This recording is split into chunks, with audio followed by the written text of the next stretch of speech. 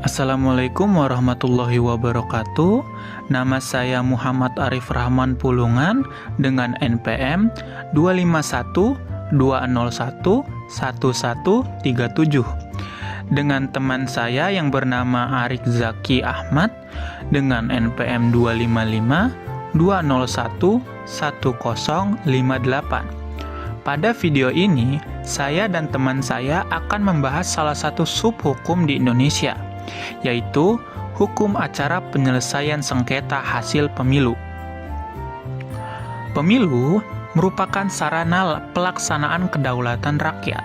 Namun, dalam praktiknya sering terjadi perbedaan hasil, penghitungan suara, atau dugaan pelanggaran yang menimbulkan sengketa. Oleh karena itu, negara menyediakan mekanisme hukum untuk menyelesaikan sengketa tersebut secara adil dan konstitusional. Secara sederhana, hukum acara penyelesaian sengketa hasil pemilu adalah aturan hukum yang mengatur tata cara penyelesaian perselisihan terkait hasil pemilu yang telah ditetapkan oleh Komisi Pemilihan Umum atau bisa disebut KPU. Sengketa ini biasanya diajukan oleh peserta pemilu yang merasa dirugikan oleh hasil penghitungan suara. Di Indonesia sendiri, lembaga utama yang berwenang menyelesaikan sengketa hasil pemilu adalah Mahkamah Konstitusi atau bisa disebut oleh MK. MK memiliki kewenangan konstitusional untuk memeriksa dan memutus perselisihan hasil pemilu, baik pemilu legislatif maupun pemilu presiden. Putusan MK bersifat final dan mengikat sehingga tidak dapat diajukan upaya hukum lanjutan. Dengan adanya kewenangan tersebut, Mahkamah Konstitusi berperan penting dalam menjaga keadilan, kepastian hukum, serta legitimasi hasil pemilu di Indonesia. Materi yang selanjutnya akan saya serahkan ke teman saya yaitu Arik Zaki Ahmad dengan NPM 2552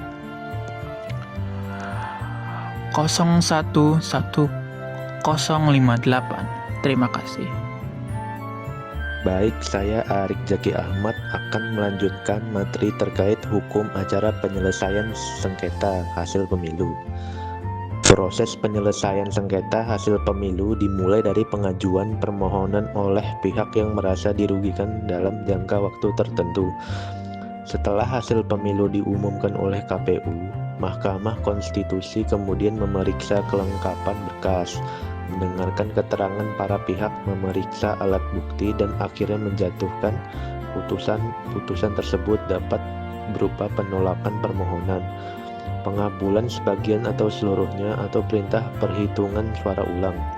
Contoh konkret penerapan hukum acara ini dapat kita lihat hampir di setiap pemilu nasional, di mana sengketa hasil pemilu presiden maupun legislatif sering diajukan ke Mahkamah Konstitusi.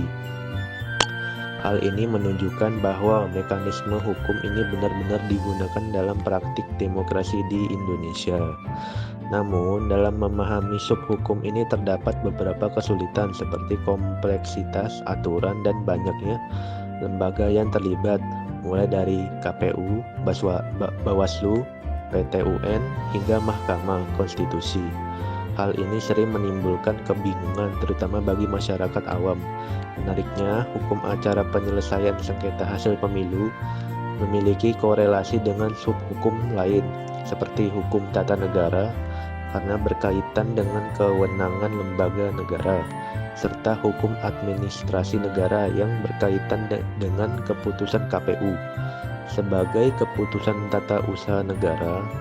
Sebagai penutup, hukum acara penyelesaian sengketa hasil pemilu merupakan instrumen penting untuk menjaga demokrasi agar tetap berjalan secara adil, tertib, dan konstitusional.